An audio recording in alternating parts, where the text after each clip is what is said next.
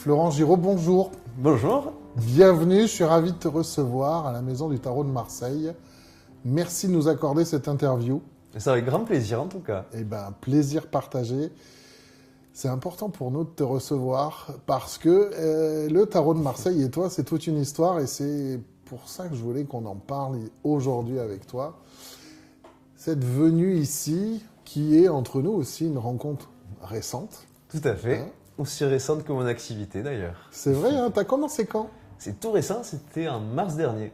Alors moi j'avais commencé, c'est vrai qu'à la base je suis un grand collectionneur de tarot. Ah, Il y avait le tarot de Claude Valentin et Guillaume Dubussé que je voulais me procurer. J'ai fait toutes les recherches possibles, impossible de trouver ce fameux tarot. ouais. Donc je suis allé faire un petit tour sur c'était le site du British Museum. Muséum, ouais. J'ai imprimé un premier exemplaire, mais juste pour moi. C'est vrai que j'avais été à mon imprimeur, j'avais vu qu'il faisait du papier justement 320 grammes texturé, le même grammage qui se faisait à l'époque. Donc je me suis dit pourquoi pas faire un essai. J'étais super enchanté du résultat, j'ai décidé de le commercialiser une première fois, et c'est de là qu'est né Tarographe. D'accord, ça je savais pas. Ça veut dire qu'au départ, c'est une envie perso. Exactement. Vu que Ok. je collectionnais tarot, je trouvais ça bizarre qu'un tarot qui est aussi vieux. Alors, on n'avait pas retrouvé le Philippe Bachet à cette époque-là, donc c'était le premier tarot Ouais. de Marseille, le plus ancien qu'on ait en notre possession. Et personne n'en avait fait un facsimilé, donc c'était vraiment un besoin personnel à la base. Ça alors, donc dans ton côté collectionneur. Donc c'est ça qui est intéressant, c'est super, t'en parles au-dessus, tout de suite, parce que ça va permettre de te présenter. Parce que moi maintenant, à force, je te connais, mais peut-être que tout le monde ne te connaît pas encore, vu que c'est une activité récente, un mars 2023. Hein 23, c'est Ouais, ça, c'est tout ça, à fait. puisque ça C'est y est, même pas un an finalement. Même pas un an, et moi je crois que je t'ai découvert en juin ou juillet 2023. Alors pour commencer, Florent Giraud, c'est qui? Quel est son parcours? Dis-nous ce qui te définit par rapport au tarot ou pas, peut-être d'où tu viens, de tes études. Est-ce qu'il y a un lien quelque part pour qu'on comprenne un petit peu qui tu es? Alors, c'est vrai que moi, je suis né à Marseille, j'ai grandi dans les Bouches-du-Rhône, donc je suis vraiment typique d'ici. Ok. Donc c'est vrai que déjà, par mes origines, on va dire que je suis directement relié au tarot de Marseille. Et ensuite, donc, je suis passionné d'art depuis tout jeune. Donc c'est vrai que j'ai fait un parcours qui était un bac spécialité histoire de l'art. Je crois que ça n'existe plus d'ailleurs ce type de parcours. Ok. C'était bac littéraire. Bac on avait littéraire, 8 ouais. heures d'options d'histoire de l'art par semaine. Donc c'était vraiment le cœur du sujet. Ouais. Donc je suis, on va dire, familiarisé avec le milieu artistique depuis, on va dire, assez longtemps. Mhm. Et ensuite, j'ai continué du coup mes études d'histoire de l'art à la faculté d'Aix-en-Provence. Ok. Ensuite, j'ai fait un parcours qui est totalement différent, puisque je suis devenu commercial dans le tourisme, donc quelque chose qui n'a vraiment rien à voir. D'accord. Jusqu'à ce que c'était, alors moi les dates, ça fait deux. Donc dans le tourisme de la région. Exactement. Ok. Donc on est toujours sur quelque chose en lien avec le Voilà. patrimoine. Du coup, tu connais encore mieux ta région de par cette activité dans le tourisme. Exactement. Ok. Je suis assez chauvin, donc on va dire que de ce côté-là, oui. Du coup, jusqu'à ce que, alors c'était donc on a dit en 2020, je décide de me lancer dans la tarologie. Donc, tarologue à mon compte. Ok. Jusqu'à ce que finalement, le tarographe prenne tellement d'ampleur que j'étais incapable du coup de poursuivre les consultations. Alors, Tarographe, c'est ton site internet, c'est ça? Exactement, qui est le nom de la société aussi d'ailleurs, Ok, aujourd'hui. d'accord. Et donc, Tarographe, tu disais, a pris de l'ampleur. Et tarographe a pris tellement de l'ampleur aujourd'hui que j'ai dû abandonner ma profession de tarologue pour pouvoir me consacrer exclusivement à la production de cartes de tarot. D'accord. Donc, études dans l'histoire de l'art, artisan du tarot, et ça t'a permis de mêler tout ça. Et de ce côté collectionneur qui t'amène à ce premier tarot que tu fais pour toi, qu'est-ce qui te fait dire, bon, maintenant j'en fais mon activité? C'est quoi qui t'a fait passer de, ça y est, j'ai fait un test, j'ai fait mon tarot?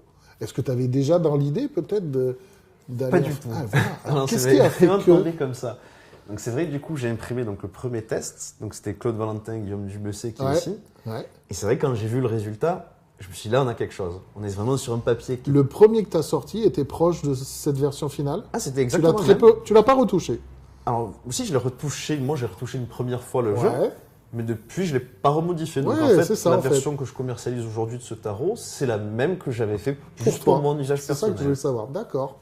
Et c'est vrai, quand j'ai vu cette qualité de carte, je me suis dit, là, on tient quelque chose. Tu l'as fait avec le même papier, le même process. Alors, en termes de process, là, non. À cette période-là, on était du coup sur un seul papier Ok. qui était de 320 grammes. Ouais, ce que tu disais. Ouais. Exactement. Ce qui est à l'époque, on utilisait donc 2 contre-collages, 2 feuilles de 160 texturées, ce qui nous fait du coup un total de 320. Ouais. On est donc sur le même grammage. On a également du coup, on retrouve cet aspect texturé. Le papier, on ne voit pas vraiment à l'écran, mais il n'est pas lisse du tout. On a des petites nervures un petit peu partout. C'est vrai qu'au toucher, hein, moi à force de les connaître, c'est un toucher très particulier. On sent qu'il y a quelque chose qui fait ancien, quoi. Chose qu'on ne retrouve pas dans les productions industrielles. Non, exactement. Ouais. Donc à partir de là, je me suis dit, on a une qualité de carte qui est intéressante. Moi, je suis vraiment enchanté par ce tarot que je me suis créé pour moi. Je vais essayer de faire un petit test, le commercialiser, mais vraiment juste un petit test. Au début, je crois qu'il y avait 25 exemplaires, donc on était vraiment sur quelque chose de tout petit. C'était vraiment juste pour voir ce que ça allait donner. Et rapidement, je crois que c'était en 2 jours, j'ai écoulé tout le stock. Ouais. Je me suis dit, je pense qu'il y a quelque chose à faire de ce côté-là. Wow, ok. C'est vrai que c'est pas en plus le choix que tu as eu là sur ce Valentin du Bessé, c'est pas un choix, je dirais, classique pour démarrer une création artisanale de tarot. Et il n'est pas très connu non plus, quoi. Non, très peu connu, mais justement, vu qu'à la base, c'était pas dans une optique commerciale, c'était vraiment le tarot qui convenait. Ok. D'autant plus qu'on est sur un tarot de type 1, et c'est vrai que j'éprouve un engouement particulier pour les tarots de type 1. Alors ça, c'est intéressant, peut-être que tu nous expliques, tiens, c'est quoi la différence entre un type 1 et un type 2 dans le tarot de Marseille? Alors en fait, on a 2 modèles iconographiques différents. Ouais. Donc on retrouve toujours le même nombre de cartes, on est toujours sur 18 cartes, même ordre numéraire des arcanes, ça ne change pas. Simplement, on va avoir certains petits détails iconographiques qui vont permettre de distinguer un tarot de type 1 d'un type 2. Si on peut voir un exemple, alors là, on ne va pas voir de type... On n'a que du type 1. On n'a que du type 1, mais alors, par exemple, on a du coup la coupe du battleur, donc dans les types 1, on ne retrouve pas les bouclettes qui sont vraiment typiques des types 2, donc le type de Nicolas Convert. Ouais. Ensuite, on a la lune qui va être représentée systématiquement de face dans les types 1, alors qu'il y a toujours de profil dans les types 2. Sur les types 2, c'est vrai. On a toute une série de détails. On a également du coup le visage sur le ventre du diable qui va être typique des types 1 type également. 1 et pas type 2. Pas type 2. On a également du coup sur tempérance, on a le diadème de tempérance qui va être différent d'un type 1 à type 2. On a quand même pas mal de choses comme ça, de particularités d'un type à l'autre. Donc en fait, c'est juste une différence graphique qui était liée à quoi? Au temps? Est-ce que c'est les plus anciens qui sont de type 1, les plus récents de type 2? Est-ce qu'il y avait une raison particulière entre les deux types? Alors, il y a plusieurs théories à ce sujet. Moi, ma théorie, c'est que le type initial, c'était vraiment le type 1. D'accord. Pourquoi je pense ça? C'est que je ne sais pas si tu es au courant, on avait retrouvé la carte du monde dans le puits du château des Visconti Sforza. Ah non, je ne sais pas, ouais. On a retrouvé une carte du monde qui est pratiquement intacte. D'ailleurs, on avait retrouvé lors des travaux de rénovation au fond du puits, donc du château Sforza qui est à Milan aujourd'hui. La carte est datée donc, de fin 1400, donc la date supposée de la création du tarot de Marseille. Et on remarque une iconographie qui est typique du type 1, puisque du coup, on a la carte du monde qui est représentée donc, de façon androgyne, ce qui est typique des types 1, alors qu'on a plus une représentation féminine dans les types 2. On a également du coup les 4 évangélistes qui vont être représentés de la même manière que le type 2.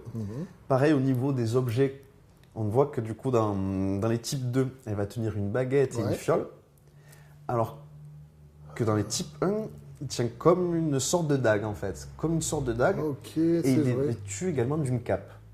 C'est vrai. C'est ce qui différencie. Et en fait, du coup, la fameuse carte du monde qui est datée de 1400, fin 1400, a exactement les mêmes attributs qu'un tarot de type 1. Donc moi, ma conclusion, c'est que le premier type apparu est le type 1. Surtout que l'exemple le plus récent de type 2 qu'on puisse connaître, c'est le tarot de François Chausson, qui est de 1672. Ouais. Donc pour l'instant, on n'a pas vraiment de jeu complet de type 2 qui a été retrouvé. Bien que le tarot de Claude Valentin et Guillaume Dubessé change un petit peu la donne. Et en fait, là, donc, la partie du coup qui a été créée par Claude Valentin, puisqu'en fait ça a été créé par 2 quartiers différents. On a donc certaines cartes qui sont du type 1 qui appartiennent donc au quartier Guillaume Dubessé. Et on a ensuite du coup une partie qui est relative au type 2 qui a été réalisée par Claude Valentin cette fois-ci. C'est ce que tu expliques sur ton site d'ailleurs, puisque c'est un tarot que tu vends. Et c'est ça que j'ai bien aimé, c'est les explications de chaque tarot expliquer que c'est un mélange, qu'on a découvert ça il y a peu de temps, hein, je crois que c'était il y a 2-3 ans que quelqu'un s'est rendu compte que c'était 2 jeux mélangés. Hein. Je crois que c'est Monsieur De Police, hein, je ne veux peut-être pas dire de bêtises, Thierry il me semble que Depolice. c'est Thierry D'accord. Depolice qui avait Qui avait, réalisé que c'était 2 jeux distincts. Ça, c'est fou, ça, de tout ce temps où on est resté à croire que... En même temps, il y a de quoi se tromper, puisque c'est vrai que les 2 jeux ont exactement la même taille, on a Ouais. exactement les mêmes dos, ça pouvait porter à Eh oui, confusion. forcément, forcément. D'accord. Et qu'est-ce qui avait porté ton dévolu sur ce jeu-là au départ? Ok, il te manquait dans ta collection, mais pourquoi celui-là plus qu'un autre?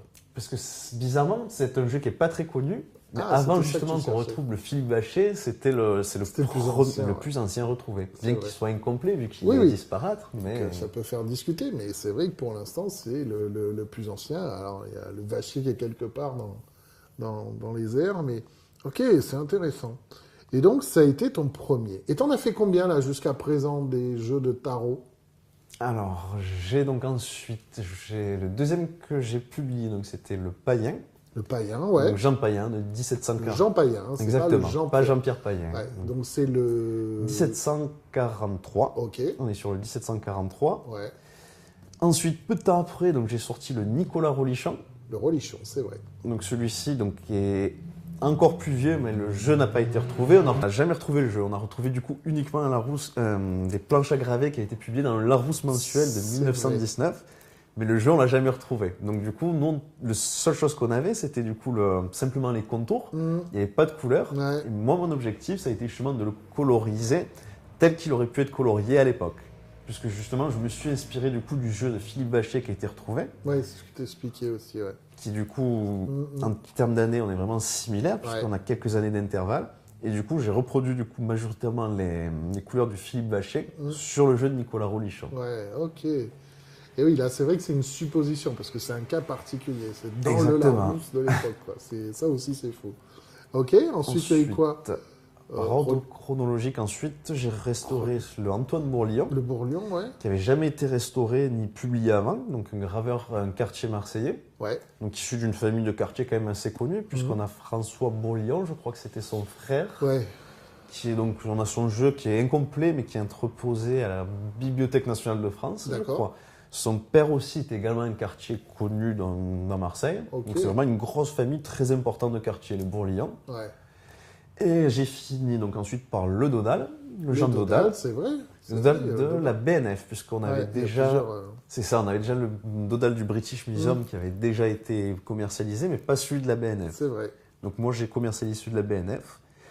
Et enfin le Noblet Et qui là, tout s'apprêtera récemment, à voir le jour. et ouais, le Noblet.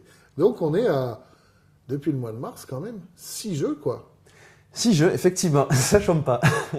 Mais carrément, parce que quand on se rend compte, tu nous expliqueras hein, ton process, mais alors, tu as peut-être toi plus de facilité de par ta formation en histoire de l'art, de comprendre les couleurs, comment elles étaient à l'époque ou quoi que ce soit, mais alors, le temps que tu consacres à la recherche, ensuite à la création, de A à Z, comment ça se passe quand tu crées, quand tu as l'idée d'avoir un tarot, comment ça se passe ton process? Tu commences par quoi? Par aller voir, je suppose, le jeu déjà. Alors avant ça, il faut repérer Alors, le vas-y. jeu. Il faut repérer le jeu, Ouais. savoir quel jeu mérite d'être touché, de restaurer pour pouvoir le publier dans un second temps. Donc ça, c'est la première partie. C'est vraiment un peu de l'enquête. Il faut passer C'est des de petits coups de l'enquête, fil ouais, au c'est musée, à des collections privées. Donc du coup, on a pas mal de documents qui nous sont envoyés. De là, il faut trouver le tarot pertinent. Une fois que le tarot pertinent... Ouais, mais attends, parce que là, quand tu fais cette phase d'enquête, là, tu pars du principe que tu as une réponse positive. Mais est-ce que ça t'arrive d'avoir des réponses, j'en sais rien, de collectionneurs privés qui te disent non, non, mon jeu, vous y toucherez jamais? Ah, totalement. Ça, c'est le gros problème avec les collectionneurs privés. Ça arrive? C'est la raison pour laquelle, moi, tous les jeux que j'ai publiés, Ouais. ça vient des musées. Eh oui. J'ai réussi à rentrer en contact avec des particuliers. Ouais. Ça a été impossible de pouvoir négocier quoi que ce soit. Ah bon? Généralement, ils sont très réfractaires. C'est-à-dire qu'ils partent du principe en fait que c'est leur bébé, ils ont l'exclusivité sur ça, ils veulent juste pas le partager au monde. Ils veulent... Alors là, tu es en train de dire que toi, tu sais qu'il y a des jeux originaux de quartiers qu'on connaît pas? Certains qu'on connaît, d'autres qu'on connaît pas. J'ai peut-être un exemple. Par exemple, justement, le fameux tarot de Charles Cheminade, Ok. qui est donc un tarot de type 1 également. Donc pour celui-ci, par exemple, j'ai vraiment retrouvé la personne qui détient l'exemplaire original. Et malgré une compensation financière, je me suis fait envoyer bouler pour avoir ne serait-ce que demandé si c'était possible d'obtenir les photos. Attends, là, ça veut dire que tu sais, toi, qu'il y a des gens qui ont des jeux que tout le monde ne soupçonne pas, en fait, Ouais. et qu'ils ne veulent pas les lâcher. Impossible. Bon, après, c'est leur droit, hein. C'est leur droit. Mais en termes de patrimoine, il y a des... C'est des Français. Alors, Tu vas nous donner les noms dans quelques instants, on va aller les voir. Enfin, Le jeu c'est est une question français. qui me vient comme ça. Ce sont des Français, mais non, les collectionneurs. c'est Ah, des d'accord. Anglais souvent. J'ai Ah ouais trouvé beaucoup de collectionneurs anglais, quelques Américains. Surtout les Anglais, je ne sais pas pourquoi. C'est vrai qu'il y a une grande importation à 18e en direction de l'Angleterre, donc je pense que ça s'explique de cette façon-là. Mais on a beau proposer des compensations financières, impossible. Attends, c'est un scoop là que tu nous... Bon, alors si nous entendent les collectionneurs, s'il vous plaît, faites quelque chose parce que ça veut dire qu'il y a dans des tiroirs aujourd'hui des gens qui sont conscients d'avoir ça et qui ne le partagent pas. Exactement. Le fameux tarot de Marseille, le premier qui a été créé, qu'on recherche tant, si ça se trouve, il est détenu dans Ouais, les mains c'est ça, d'un en fait. collectionneur privé, mais impossible de le savoir. D'ailleurs, j'en profite peut-être pour passer un message qui Vas-y. pourrait être sympa, c'est justement à chaque fois qu'il y a une acquisition de ce type, Ah, que ce soit référencé, qu'il y ait une traçabilité, qu'il y ait une institution spécialisée qui ouais. puisse savoir qui détient ce tarot actuellement. Il en fait ce qu'il veut, bah il oui, peut le céder enfin, lié à la librement. culture en tout cas, au moins que ce soit un truc du ministère de la Culture. Exactement, une institution Ouais. nationale, tout à fait.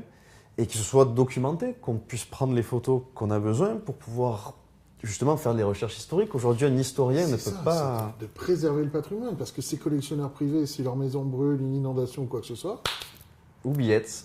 Ou C'est même fou, juste un ça. héritage, un mauvais héritage, ça se ça perd. Les petits-enfants, ils ne voient pas qu'il y a de la valeur dans ce type d'objet et ça part aux oubliettes. Ah, mais c'est... Là, tu m'épates là. D'accord. Comme je dis souvent, tous les tarots de Marseille qu'on connaît, c'est vraiment la face visible de l'iceberg. Oui. Eh oui. La majorité sont dans les mains des Quand collectionneurs tu te rends privés. compte du nombre de quartiers qu'il y avait, ne serait-ce qu'à Marseille, à Aix-en-Provence, puisqu'on va en parler aussi, mais à Lyon, à Paris, à Besançon, peu importe, tu te dis le nombre de jeux qu'on a là, c'est une gnognotte par rapport à tout C'est ce qu'il rien peut y du avoir, tout. quoi. Donc, et de savoir qu'il y en a qui ont ça dans leur fond de tiroir, bon, bah, tu vois, quand tu enquêtes, toi, tu es face à ça, quoi. Des fois, Exactement. non, je le lâche pas, tant pis pour toi. Tant Et pis des pour messages, des fois, très virulents. C'est à En la plus. limite si je me fais insulter. Ok, super. Bon, alors restons sur les fois où ça a marché. Et dans cette enquête, donc une fois que tu as le feu vert du collectionneur, ou comme tu dis souvent Du du musée, musée, plutôt. voilà. Comment ça se passe ensuite alors? Alors, dans ce cas, il y a deux possibilités. Soit le musée en question a déjà pris des photos du tarot. Dans ce cas-là, il y a un envoi, un échange qui est fait, moyennant contribution financière ou non. Tout dépend vraiment de l'organisme en question. Si les photos n'ont pas été prises, généralement, ils envoient du coup du personnel exprès pour prendre les photos. D'accord. Par exemple, pour le MUSEM, pour l'Antoine Brolion, il n'y avait aucune photo existante. Les responsables du coup du MUSEM ont fait prendre des photos de ce jeu pour me les envoyer pour que je puisse ensuite, dans un second temps, commencer mon travail de restauration. Et pour flatter le MUSEM, qui est le musée le plus proche de nous, les relations se passent bien avec eux. Les MUSEM, ils sont top. Super, Très merci, le réactifs, MUSEM. ils nous reçoivent bien. Le MUSEM, là, il n'y a rien à dire. Ah, cool, ok, super. Ouais, et donc il y a le Bourlion qui est là-bas alors. Exactement, que j'ai pu consulter avec mes propres yeux. Qu'est-ce que ça fait de voir un jeu de tarot qui a plusieurs siècles? Tu Alors, peux nous dire ça? Mais au début, Moi, bizarrement, j'aimerais bien savoir ça. j'ai été surpris. Parce que quand j'ai vu le jeu posé sur la table, puisqu'ils m'attendaient, ils avaient préparé du coup la salle d'archives exprès pour que je puisse observer le jeu, mais j'ai eu l'impression de suite de voir mes jeux. Oh, J'avais l'impression que j'avais déjà restauré ce tarot, que c'était ma qualité de carte en fait. tu as pu constater le rapprochement avec ce que tu fais. Notamment au niveau de la taille. C'est vrai que les jeux qu'on imprime aujourd'hui sont agrandis en fait. La majorité des facsimilés sont agrandis.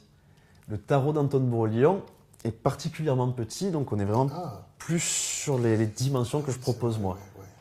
On est vraiment aussi sur un papier texturé, donc j'avais vraiment l'impression Donc que tu as c'était... pu le toucher? J'ai Il pu le laisse toucher. ouais. Il laisse toucher, bien sûr, il y a un film de protection par-dessus pour pas que ça se Avec dégrade. l'insumation, avec tout ça. Mais on peut quand même le tenir Tu par peux le sentir, main, là. sentir. Il n'y a plus d'odeur malheureusement de savon. Ouais.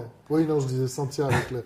Oui, il n'y a plus l'odeur Il du n'y a savon. plus l'odeur du savon. Oui, Là. parce qu'ils étaient laminés au savon de Marseille. Ça aussi, on va en parler tout à l'heure, parce que ça, c'est une de tes caractéristiques. Hein. C'est vrai qu'on n'en a pas parlé encore.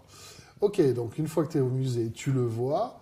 Donc, soit tu as des photos, soit tu le vois. Et au MUSEM, tu avais le droit de prendre des photos sur place? Exactement, j'avais le droit de prendre des photos, mais alors l'intérêt en fait d'aller voir le jeu sur place, c'est de pouvoir essayer de mémoriser les couleurs telles qu'on les perçoit. Parce que c'est vrai que dès qu'il y a une prise de photo, les couleurs, avec le transfert numérique, sont déjà dégradées. Donc déjà dans la photo qui est envoyée, on n'a déjà plus la même colorimétrie. Et donc pour pouvoir retrouver la colorimétrie de base, si j'ai pas vu l'exemplaire original, avec les vraies couleurs originales, c'est compliqué. Donc c'est vrai que c'est mieux de Il n'existe pouvoir... pas des appareils où tu peux voir sur une image avec un appareil électronique, savoir quel est le codage de Oui. la couleur? Ça existe? Ça existe, il faut que j'investisse dans ce Ça peut type être de matériel. Je pensais à ça du coup, parce que toi tu as la mémoire, mais c'est vrai que si tu veux aller chercher moi qui serais incapable de faire ça, mais ça c'est aussi ta formation artistique qui te permet d'avoir ce regard aussi sur le tarot. C'est une Formation force. artistique, mais aussi beaucoup de travail. Parce que c'est vrai que la partie recherche colorimétrie, ça me prend peut-être 2 semaines quand même. Hein. Alors oui, parce que je suis en train de penser, il y a ce que tu vois sur le tarot, ce que tu prends en photo, ce que tu vas remettre sur un papier. Il y a déjà 3 paliers différents qui font que peut-être que la couleur entre la fin et le départ, c'est pas la même. Ah ouais. C'est ça. C'est du vrai C'est travail. là toute la difficulté, justement. Ouais, la colorimétrie, ouais. Rechercher la véritable colorimétrie, la restaurer dans un second temps, puis pouvoir la reproduire grâce aux imprimantes numériques. Parce qu'il y a ce que tu vois là sur le papier devant toi au musée. Oui. Il faut en déduire que il y a 200, C'est 300, ça. 400 Il ans. était comme ça. Alors le papier, est-ce qu'il était de telle couleur à l'époque? Ah ouais, c'est un vrai travail intellectuel. Et, Oui. Honnêtement, il y a beaucoup d'essais, donc il y a des impressions, donc de là j'ajuste, je revois, et des fois ça m'arrive même du coup de finir de restaurer le jeu et à la fin de me dire non, je pense que ce bleu-là il doit être un peu plus clair. Ok. Et du coup là c'est reparti, on va tout rajuster. Et après ça t'arrive d'aller avec ta dernière épreuve retourner au musée pour voir? Non, ça pourrait être C'est marrant vrai, de le ça, je suis en faire, train mais de non, penser. je l'ai jamais fait, mais ça pourrait ouais. être intéressant effectivement. Excuse-moi, je pensais à ça là comme ça en parlant, mais vu que tu me dis que même des fois ça t'arrive de changer une fois que c'est sorti la première épreuve. Ok. Et après tu imprimes. Et après il y a la partie impression, c'est ça. Comment tu fais ça?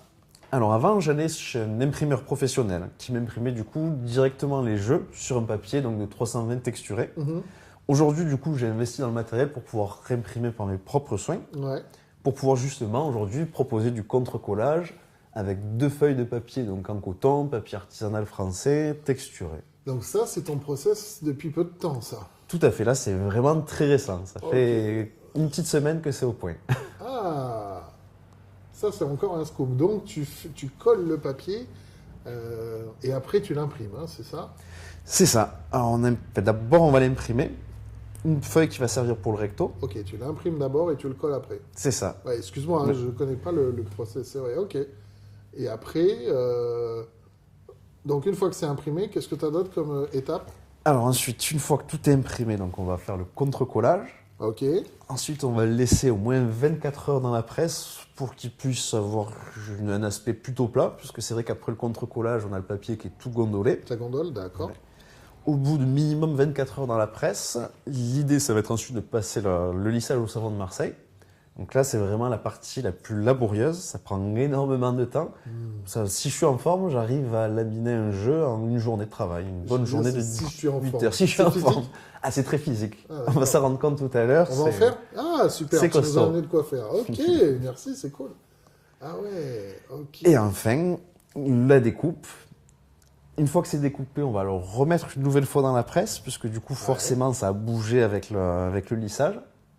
Et de là, le conditionnement. On conditionne soit sur enveloppe traditionnelle, comme il se faisait à l'époque. Ouais, toi tu fais les enveloppes et aussi tu te fais aussi un petit plaisir de faire des jolies boîtes. Exactement. Qu'on voit derrière toi là, qui sont magnifiques, ouais. C'est vrai qu'en tant que collectionneur, même si je suis attaché à l'aspect historique avec les enveloppes, j'aime bien avoir bien ma sûr. petite boîte qui est dans mon étagère sur ma collection. C'est ça, ouais, ouais, tu fais de jolies boîtes qu'on pourra montrer aussi plus en détail. Ok, super. Et après, vaille que vaille, c'est des envois, tu travailles qu'avec ton site internet, c'est ça Exactement. Mon Ouais. site internet, je me suis mis récemment sur Etsy aussi. Ah ouais, Ouais. ok, d'accord. Qui Ok, se lance ok. plutôt bien aussi d'ailleurs. Ok. Et l'intérêt pour le tarot de Marseille, toi qui vends en ligne, tu dois pouvoir voir où est-ce que tu envoies le plus de tarots. C'est en France, en Europe, dans le monde, c'est où que ça se passe en ce moment, les commandes du tarot de Marseille? Alors, je dirais numéro 1, les États-Unis d'Amérique. En numéro En 1? numéro 1, Ah bon? première clientèle. Les Américains sont particulièrement friands du Ça tarot de alors? Marseille. Surtout, c'est un côté artisanal en plus, ça c'est vraiment quelque chose qu'ils recherchent. Moi j'aurais dit les Bouches-du-Rhône. Ah non, bizarrement, les Bouches-du-Rhône, je n'ai jamais envoyé un seul tarot. Dans la capitale du tarot, je Il n'ai se jamais passe rien quoi envoyé. là, les Marseillais là? Oh, c'est vrai? Aucun. Ah non, Ok. ah, d'accord. Bon, ok. Autant dans d'autres parties de la France, j'ai envoyé des tarots dans la région parisienne, dans le sud-ouest, même dans le... D'accord. Ah, mais c'est Bah, parce c'est que central. tout le monde en a un dans un tiroir, peut-être. D'accord. Ça alors? Pourquoi? Et j'ai pas la réponse. Ok. Bon. En tout cas, les Marseillais, si vous voulez voir les jeux de Florent, c'est peut-être ça. Hein, peut-être qu'ils n'ont pas envie de commander sur Internet. Ils sont ici. Il ne faut pas hésiter. Donc, États-Unis. Ensuite, États-Unis numéro 1. Ensuite, je dirais tout pays confondu, l'Amérique latine. Ça peut être des fois le Chili, le Mexique, c'est vrai. j'ai pas mal de Brésiliens aussi. Ouais. Argentine, Ouais. Je suis d'accord. Colombie, j'ai eu un peu de Colombie aussi, mais on va dire toute l'Amérique latine, tout pays confondu, ça fait vraiment une bonne part importante Ouais, de pas mal marché. de personnes de l'Amérique du Sud, effectivement. Ouais, ouais. Oui, il y a vraiment un attrait, je trouve, de plus en plus du tarot de Marseille sur outre-Atlantique, quoi. Beaucoup plus, effectivement, ouais, outre-Atlantique et jusqu'en Asie, puisqu'on a Et une, l'Asie j'ai aussi, une grande c'est vrai. clientèle Ouais. coréenne du Sud. Corée du Sud, Exactement. ça alors. Quelques Chinois aussi, quelques D'accord. Japonais, mais beaucoup de Coréennes du Sud. D'accord. Donc, en peu de temps, tes tarots se vendent bien à l'international. Tu te fais connaître. Exactement. Bah Alors ouais. le problème, surtout, la production. Être capable, le défi de produire Ouais. autant que ce qu'il y a de demande. Parce que la demande est là, la production, c'est plus périlleux pour Bien sûr. l'instant.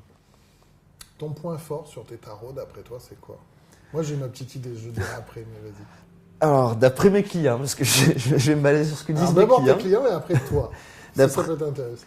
D'après mes clients, c'est vraiment l'aspect retouche. Ouais. Apparemment, il y a une façon de retoucher qu'on ne retrouverait pas ailleurs. C'est Ouais. ce qu'on me dit. Bon, c'est difficile d'être objectif quand il s'agit de propre Oui, travail, ta façon mais de c'est ce faire, qui donc se c'est dit. difficile, ouais. Et ensuite, ça va être tout ce qui est le lissage au savon oui. de Marseille. Ah, voilà. Moi, c'est ça hein, qui m'a. C'est pas ça qui m'a amené vers ton travail, mais c'est vraiment de le voir. Je savais même pas que tu faisais le lissage au savon de Marseille, je crois, au début. C'est de voir le graphique, et encore, je parle de choses sur Internet, hein, sur un écran, quoi. Je dis, tiens, c'est vrai qu'on le voit pas partout, cette façon de faire. Et après, quand tu m'as dit le lissage, et quand je vous garantis, il faut que vous touchiez ces jeux, quand il y a le savon de Marseille dessus, ça change tout, c'est incroyable. Et il faut rappeler que vous êtes que 2 au monde. à faire Exactement. ça. Et Cocorico, ce sont des Français. Et Cocorico, on a Paris et Marseille d'un côté. C'est Paris, Agnès, elle est sur Paris. C'est ça. D'accord. Cartogramme et tarographe, puisque c'est toi, tarographe, derrière Florent Giraud. Derrière tarographe, c'est Florent Giraud. Exactement. Et vous êtes 2 à faire ça tel que c'était fait partout en France, mais puisqu'on est à Marseille, on fait les chauvins, avec du savon de Marseille, pour lisser les cartes. Ok, et voilà, moi, je trouve le point fort, parce que là, on est vraiment sur un travail historique sur la ligne, sur la couleur, sur la taille, sur le papier Le papier, tout à fait. et sur le lissage. Et moi, j'espère qu'un jour, tu feras la gravure, l'impression. Peut-être un jour, Et là, poursuivre la production, ça va être compliqué. mais je suis pas sûr d'être complètement intéressé, parce que c'est Oui, vrai après, que c'est ça, il faut pas... ce qui me plaît, moi, c'est qu'il y ait l'âme, l'essence Ouais. de ces années-là, de l'essence de 1600, Elle y est. l'essence de C'est 1700. lié. Ouais. Et je sais que si je fais mes propres planches à graver, on n'arrivera pas à Ah, retrouver les mêmes d'accord. pigments, parce que les pigments sont plus les mêmes. Aujourd'hui, on a des pigments modernes qui vont être un peu plus chimiques. Avant, on utilisait de la pierre, on utilisait vraiment quelque chose de naturel. Donc, on ne pourra plus jamais refaire la même chose. Tu vois, je suis en train de penser, c'est vrai que ceux qui font ça utilisent des pigments synthétiques d'aujourd'hui, quoi. C'est ça. Et du coup, Je pour moi, il n'y a pense- pas la touche Je de pense à l'époque. Sullivan, par exemple, à Tu fais du Haussmann. très beau travail, C'est ça, tu d'ailleurs. fais du très beau Tu fais un travail. travail magnifique. Mais imagine quelqu'un qui ferait lui-même ses propres pigments avec du lapis lazuli, comme on peut en avoir, pour avoir du bleu. Enfin, ça aussi, ça serait un vrai challenge, mais ce serait se rajouter les C'est ça. contraintes. Comme C'est dirait ça. Exactement. Ok, d'accord. En tout cas, bravo pour ce travail. Merci. Parce que vraiment, ça donne. Il faut vraiment que vous voyez ces cartes parce que l'expérience, elle n'est pas que graphique avec ton tarot. Elle est tous les sens, je dirais. Toucher, L'odeur, avec l'odeur au savon de L'odorat. Marseille. Hein.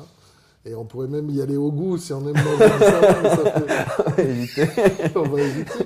Mais vraiment, et j'ai envie de te dire, avec le toucher, moi, il y a un truc qui marche bien, c'est le son.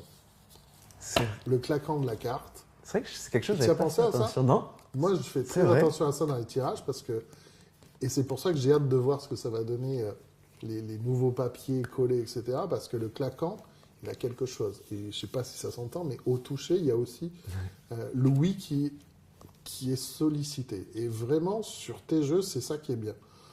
C'est des tarots aux 5 sens, quoi. Oui, Et, ça me prend. vraiment, bravo pour ça. Moi, ce qui m'intéresse aussi, c'est de savoir, t'es Marseillais, mais t'es à Aix. On peut dire que t'es le premier quartier aixois ou pas? Alors, je suis loin d'être le premier quartier avec soi. Ah bon? C'est vrai qu'il y a une longue histoire entre la production de cartes à jouer et même de tarot de Marseille à À Aix-en-Provence. Aix-en-Provence. Aix-en-Provence. Alors, ça a commencé un peu plus tard que Marseille, hein, puisque Marseille, c'était début 1600, hein, les premiers quartiers qui sont apparus. Aix-en-Provence, ça a apparu à peu près aux alentours de 1650. Et oui, parce qu'il faut savoir qu'Aix-en-Provence était en concurrence directe avec Marseille, hein. Pas seulement pour la production de cartes à jouer, mais en général. Puisqu'on avait d'un côté Marseille, qui était donc la capitale économique de la Provence, avec son port qui était déjà très actif à l'époque. Et de l'autre côté, on avait la capitale administrative et culturelle, qui était Aix-en-Provence. Donc déjà, il y avait une concurrence entre ces deux cités principales.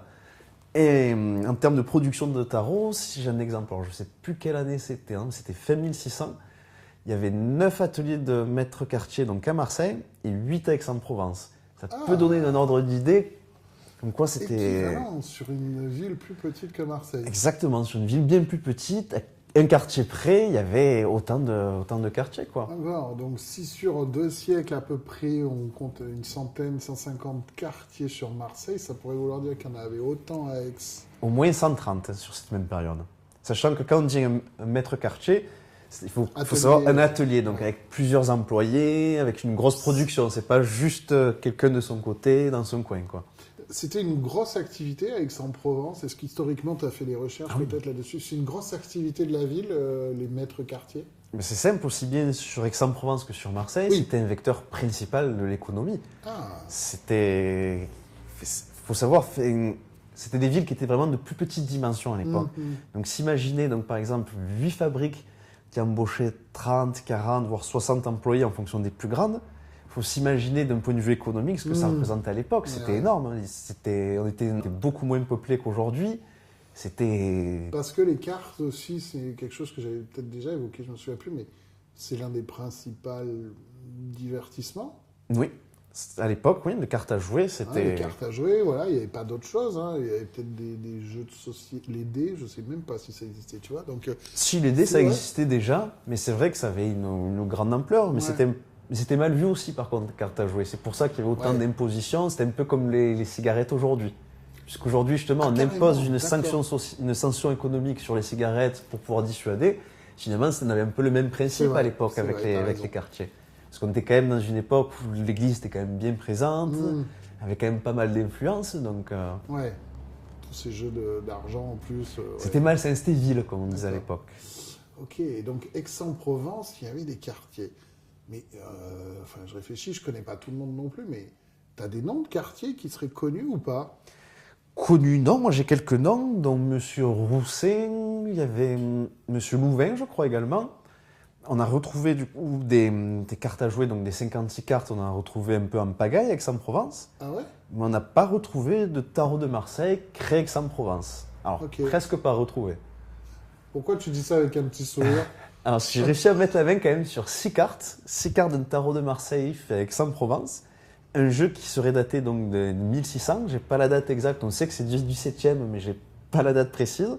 Et c'est un type 1. Oh oh! Donc, on a retrouvé le cavalier de bâton. Je crois que c'est le 2 de bâton. On a retrouvé Tempérance, le pape. Et je crois que c'était un denier ensuite. Mais... Ouais.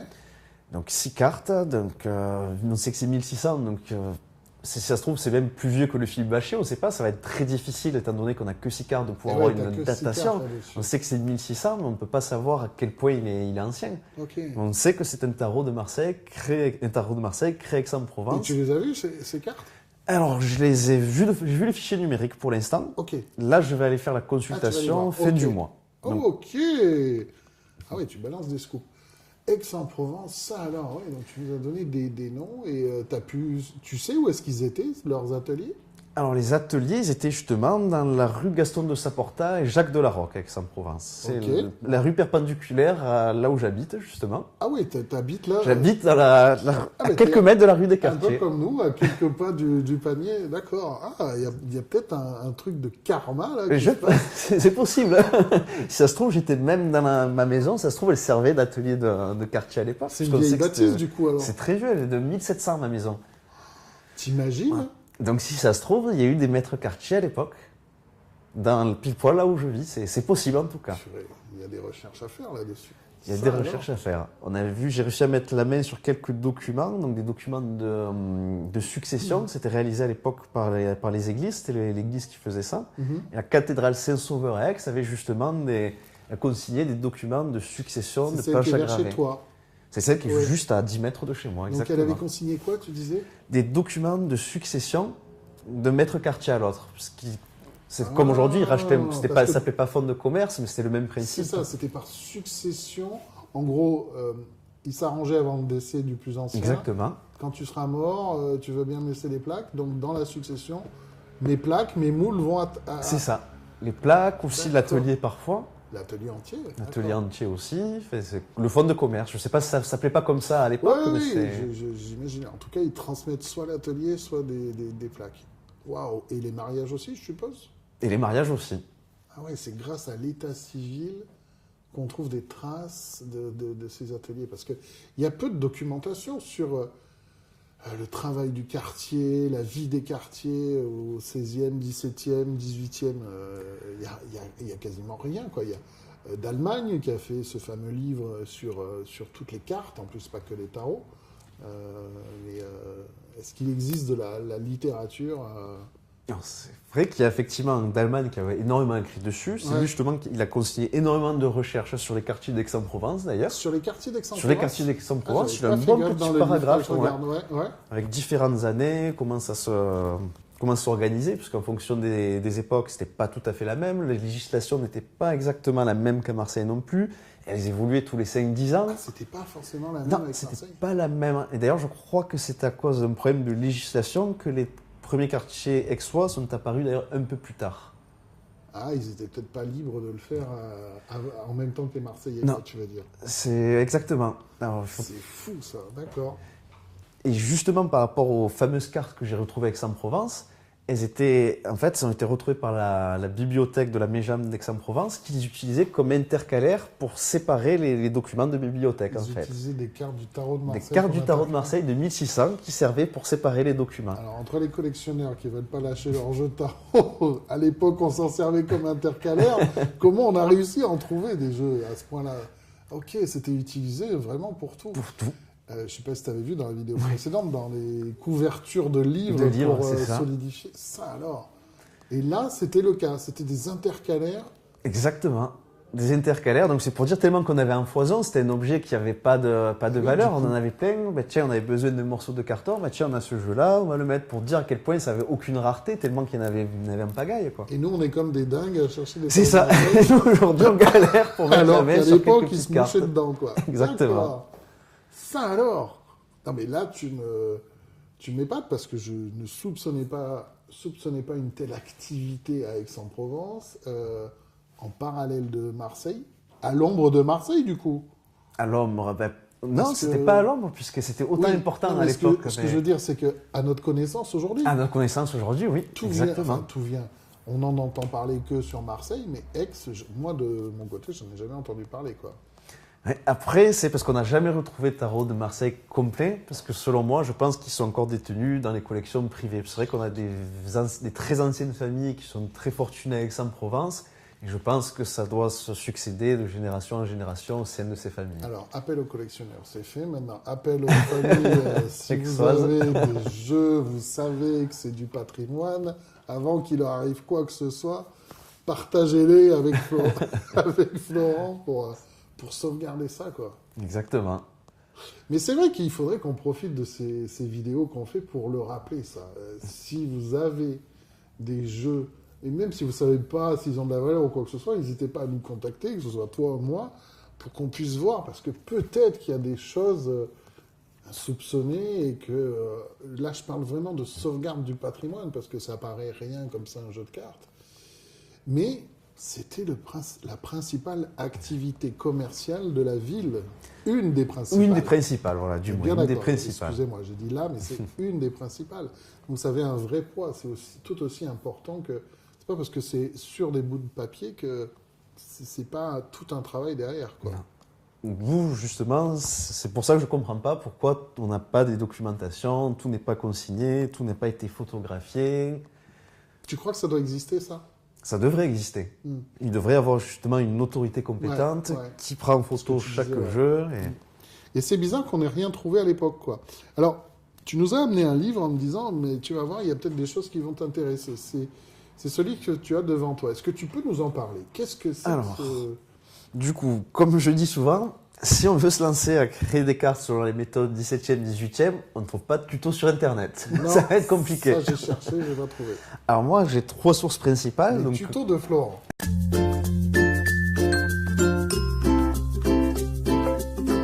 Comme on dit. Donc Henri René d'Allemagne, comme on disait tout à l'heure, qui a écrit beaucoup sur le métier des cartiers. Donc on a déjà, d'un point de vue technique, quelques petites informations qui sont sympathiques, tout en bon à prendre. On a ensuite donc Monsieur de Police, bien évidemment. Et cette petite merveille que je me suis procurée sur des ventes aux enchères. Donc manuel du cartonnier, du cartier et du fabricant des cartes. Je crois que je vais le lire de ce sens-là. C'est une phrase à lire pour le théâtre. Tu sais, la répétition, c'est vrai. Pour articuler. Donc je vais la refaire. Allons-y. Et donc je me suis procuré en faisant des enchères, ce petit manuel. Donc manuel du cartonnier, du cartier et du fabricant de cartonnage. Donc c'est un livre qui est daté de 1800. Qui explique toutes les méthodes pour créer les cartes à jouer de A à Z. On nous explique comment faire la colle, donc la colle d'amidon qui était faite à la base de pommes de terre ou de farine à l'époque. On nous explique comment il faisait pour faire le lissage, comment il faisait la découpe. Vraiment, on a toutes les épreuves de A à Z. Là, je lis et c'est vraiment tout décrit étape par étape, quoi. Et ce qui est particulièrement intéressant dans ce bouquin, c'est qu'on peut voir l'outillage qu'ils utilisaient à l'époque. Non. Et en termes d'outillage, on comprend pourquoi ils arrivaient à produire beaucoup plus que ce qu'on est capable de produire aujourd'hui. Ah, t'as des planches explicatives à l'intérieur. Exactement, on va voir des planches explicatives. Ah ouais, sur les poinçons, des cartes à jouer, piqueur, carreau, trèfle. On va avoir la machine à chauffe. Donc machine à chauffe. Qui servait justement à chauffer le papier pour pouvoir ensuite appliquer le savon de Marseille. Comme le papier était déjà chaud, quand on appuyait le savon... Ah, il y avait un foyer, il y avait carrément un foyer, du feu. C'était limite dangereux, quoi. Ah oui. Alors qu'aujourd'hui, on n'a plus ce type de machine. Moi, je suis obligé d'utiliser mon chauffage personnel, exactement. Bah ouais.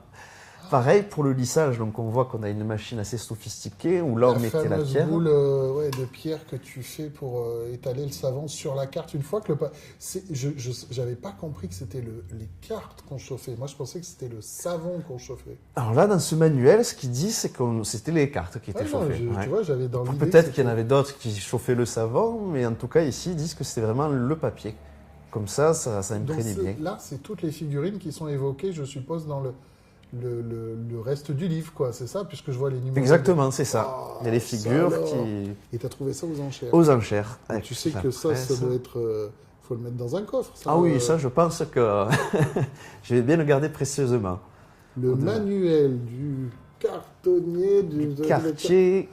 Manuel du cartonnier, du cartier et du fabricant de cartonnage. Répétez ça tout de suite. Je peux ? Oui, bien sûr. Oh, ah oui, non, mais on voit que c'est pas... Ah, il a du vécu, oui. Ok. Et c'était fait à Paris, avec des super illustrations. Donc tu dis c'est un livre de 1800, c'est ça ? 1800, et peut-être l'année exacte. Je sais que c'est le 19e, mais après... Mais qui décrit quand même des process du 17e, quoi, puisque... Oui, parce que ça... Il y a 2-3 trucs d'Allemagne avait déjà daté, ouais. Il y a quelques petites différences entre le 17e et le 18e, en termes, même 19e, en termes de production de cartes, mais il y a certains procédés qui restent identiques. Et est-ce que ça, c'est devenu ta Bible dans le process ou pas? Complètement, oui. C'est vrai, Ah, tu c'est t'es... devenu- les changements que tu as fait, c'est Ah suite à oui, ça? par exemple, moi au début, je ne savais pas qu'il fallait chauffer le papier. Donc je faisais comme je pouvais à la force de mon bras, j'étais fatigué à la fin de la journée. Grâce à ce petit manuel, j'ai pris connaissance du fait qu'il fallait chauffer le papier. Et maintenant, j'économise du temps, du coup, quand je fais mon lissage. Ok, tu vas nous montrer ça. Ouais, c'est la prochaine étape. Ah, ok, super. Donc moi qui pensais qu'il n'y avait pas grand-chose en documentation sur la technique ou quoi que ce soit, bah là, tu as trouvé quelque chose. Oh, waouh, bravo. L'ancêtre du tuto. L'ancêtre du tuto.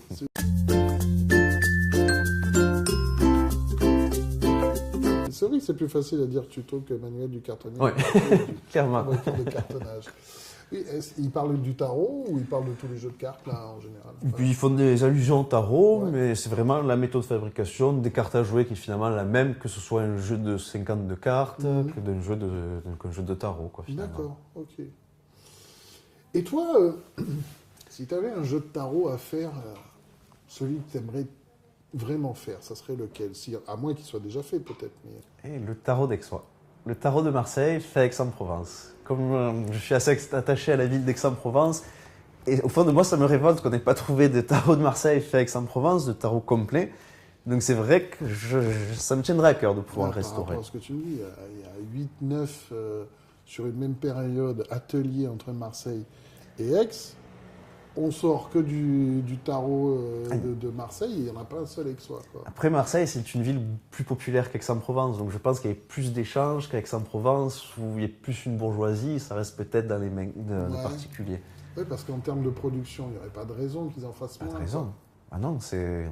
Puis on sait qu'on faisait du tarot de Marseille, on ne faisait pas que des cartes à jouer, on en faisait autant à Aix qu'à Marseille. D'ailleurs, je ne sais plus si c'est monsieur de Police ou Henri René d'Allemagne qui dit qu'il ne comprend pas pourquoi on n'en a pas retrouvé. Alors, on parle de Marseille et d'Aix, mais il peut y avoir, je ne sais pas, moi, peut-être à Toulon, j'en sais rien. Bon, c'est peut-être un Toulon, peu plus non, loin, mais... je ne sais pas s'il y avait des quartiers enregistrés Ouais. à Ah Toulon. ouais. Mais justement, dans Henri René d'Allemagne, il répertorie toutes les villes de France où on sait qu'on produisait des cartes à jouer. D'accord, c'était pas partout. C'est ça, c'était pas partout non plus, effectivement. Et en fonction des époques, des fois telle ville en produisait, des fois non. C'est quand même assez disparate. D'accord, mais c'est vrai que tarot aixois, je te souhaite que dans tes prochaines recherches, peut-être ça débouche sur des pistes. Donc là, tu es en train d'enquêter en ce moment. D'accord, on n'en dira pas plus, ça reste secret. D'accord. Et toi, quel est pour toi le tarot que tu préfères peut-être? J'en sais rien. Que tous ceux qui sont connus, est-ce qu'il y en a un qui te parle plus? Alors, j'ai du mal à avoir de préférence, parce qu'en fait, pour moi, ils ont chacun leur spécificité dans leur domaine. Par exemple, j'aime beaucoup le tarot de Nicolas Roulichon quand il s'agit des questions en lien avec l'inconscient. Je ne sais pas pourquoi, mais moi, j'ai meilleur ressenti en... Même si tu fais plus de consultation aujourd'hui en tant que tarologue, c'est un que tu utilises? Oui, puisque à titre personnel et pour ma famille, mes amis, je suis tout le temps sollicité, donc je tire encore les cartes très régulièrement. Avec celui-là? Avec tous mes tarots. Ah, tu changes, t'en as pas oui. un. Je n'ai pas un attitré pour les consultations. D'accord. C'est vraiment en fonction de la problématique. Mais tu dis, toi, pour aller plonger dans son inconscient, celui-là? C'est ça, parce qu'en fait, contrairement aux autres tarots, tout est simplifié. Je trouve que dans le tarot de Rolichon, on s'est débarrassé du superflu, de tous les petits détails qui servent à rien. Donc l'œil se concentre vraiment sur ce qui est important. Donc ouais, toi, t'as pas de tarot préféré? Non. T'es open à tous. Est-ce qu'il y en a un où vraiment tu te sens pas, toi? Moi, tant que c'est du Marseille, ouais je vais trouver l'intérêt, je vais trouver le sujet pour lequel moi je trouve qu'il va être pertinent d'utiliser. Ah, tu veux dire que selon la question, la consultation... Exactement. Ah, d'accord. Tout ce qui va être en lien avec le développement personnel, c'est plus le dodal qui va m'inspirer, avec des couleurs qui sont très vives, très flash, qui vont encourager selon moi un mindset positif. On a ensuite celui d'Antoine Bourlillon. Celui-là, je vais l'utiliser vraiment pour des questions, on va dire, de la vie quotidienne, puisqu'on a vraiment des visages qui sont assez enfantins, quelque chose qui est vraiment assez doux. Donc c'est vrai, on va dire, j'adapte vraiment mon outil en fonction de la problématique, de la question. Super. Ah, tu vois, c'est une façon de faire que je ne soupçonnais pas, mais ouais, c'est très intéressant. D'accord, ok. Ok, donc on a parlé de tout ça, les tarots aixois, je suis encore étonné, donc merci pour ces infos, quoi, et puis je te souhaite de trouver ça dans tes enquêtes. Et peut-être que tu peux nous en dire pas sur l'enquête, mais quels seraient tes prochains projets à toi par rapport au tarot? Qu'est-ce que tu prévois? Comment va évoluer Tarotgraphe? Alors moi, c'est vrai qu'aujourd'hui, j'ai ce fameux problème de productivité. C'est que de la demande, j'en ai beaucoup, mais j'arrive pas à produire suffisamment par rapport à la demande. Le problème, c'est qu'embaucher aujourd'hui en France, c'est quand même assez compliqué, il y a pas mal de charges. Donc moi, l'idée, ça va être de délocaliser les activités au Belize. Donc pourquoi le Belize? C'est que c'est vraiment un cheval, c'est l'Amérique centrale, donc un cheval entre l'Amérique du Nord et l'Amérique latine. Donc moi, au niveau de ma clientèle, ça va être très avantageux puisque je vais pouvoir proposer du coup des frais de port beaucoup plus attractifs en étant positionné ici. Voilà pourquoi. Alors super, les Marseillais qui ne commandent pas des tarots sur ton site, voilà, toi ça t'amène au Belize. Nous on te verra plus quoi. C'est ça. Visiblement, il n'y a pas assez de demande ici pour pouvoir rester. Oui, je comprends, du coup, d'accord. Donc voilà, l'idée, ça va être de repartir, de développer l'activité au Belize, pouvoir embaucher, pouvoir produire encore plus, toujours en respectant la méthode traditionnelle et même procédé, toujours avec le lissage, avec Comment le contre-collage. tu vas t'approvisionner en savon de Marseille? T'es sûr que tu vas aller là-bas? Comment tu vas faire? Normalement, savon de Marseille, ça devrait aller, ça devrait arriver. Normalement, avec Tu travailles avec qui, si fournisseur. c'est pas indiscret, sur le tarot de Marseille? Avec un fournisseur qui est typiquement marseillais, qui est comme avant, qui est d'ailleurs juste à côté au panier. Nos amis de comme avant. Ben voilà à quoi Florent vous commande de savon. Ben voilà à quoi ça sert. Exactement. Mais ils le savent déjà, Ils le savent déjà. Ouais, ça les a D'accord. surpris d'ailleurs. C'est vrai? Ouais. La fournisseuse qui est directement en contact avec eux, elle avait pris des photos, leur avait envoyé, c'était surpris. On a aussi chez nous. D'accord. On est sur un papier en coton français, du savon marseillais. Français de Marseille, le papier? Non, pas de Marseille par contre. D'accord, ok. Je crois que c'est en Île-de-France. Ok, Région d'accord. Île-de-France. Bon, donc on est vraiment sur quelque chose qui est typiquement du sud de la Ah ouais, France. complètement, ouais. Même mes jeux industriels, puisque j'imprime aussi des jeux manufacturés, C'est vrai. sont imprimés à Aix-en-Provence. Donc dans tous les cas, on est sur un circuit court, on est sur quelque chose vraiment typiquement provençal. Bravo pour ça aussi. Bien, ok, bah, on te souhaite plein de bonnes choses. J'espère qu'on sera toujours en relation pour proposer tes tarots ici, parce que vraiment, le travail que tu fais, bravo, c'est impressionnant. Et effectivement, là, tu vas nous montrer comment tout ça se passe avec ce nouveau process sur le papier, ce fameux savon de Marseille, comme avant. Alors, d'accord, je suis content que ce soit eux qui t'accompagnent. Alors, ils sont très sympas. Ils sont sympas, vraiment, Ouais. ils sont cool, ils produisent de très bonne qualité. Ouais. D'ailleurs, on voit que c'est un produit qui se rapproche d'un produit artisanal, puisque moi, j'ai jamais exactement le même rendu d'un savon à l'autre. Ah. Parce que des fois, la dose d'huile d'olive qu'ils utilisent, c'est pas exactement la même. Et moi, je m'en rends compte sur les cartes, moi. Ah, c'est rigolo. Ouais. Donc c'est vrai qu'on n'a jamais un tarot dont le lissage est exactement le même. Est-ce qu'on pourrait imaginer un jeu qui serait laminé au savon de Marseille, mais qui aurait, j'en sais rien, odeur lavande, un truc comme ça? Ce serait bien, mais il faudrait utiliser par exemple des savons de Marseille parfumés. Mais moi, Non? Ouais. j'ai peur que ça laisse une trace ou quoi. Enfin, Ah, parce qu'ils sont colorés des fois. et aussi, ouais, c'est parce qu'ils ça. mettent de l'huile essentielle. Je me dis une huile essentielle pour une. C'est des huiles essentielles. Souvent, oui. D'accord, ok. Donc je préfère rester sur un produit Alors, tu vois, savon de comme je suis fan Marseille. de lavande, typique. c'est pour ça. Ah, moi aussi, ça aurait été très bien, C'est mais. vrai. Ok, super. Eh bien, écoute, je te propose que tu nous montres un petit peu ton process, puisque tu as amené des choses ici pour montrer comment tu colles, coupes, presses et lamines ces cartes. Exactement, là, on va On voir y vraiment va toutes les étapes de A à Z. C'est Super. parti. Allons-y.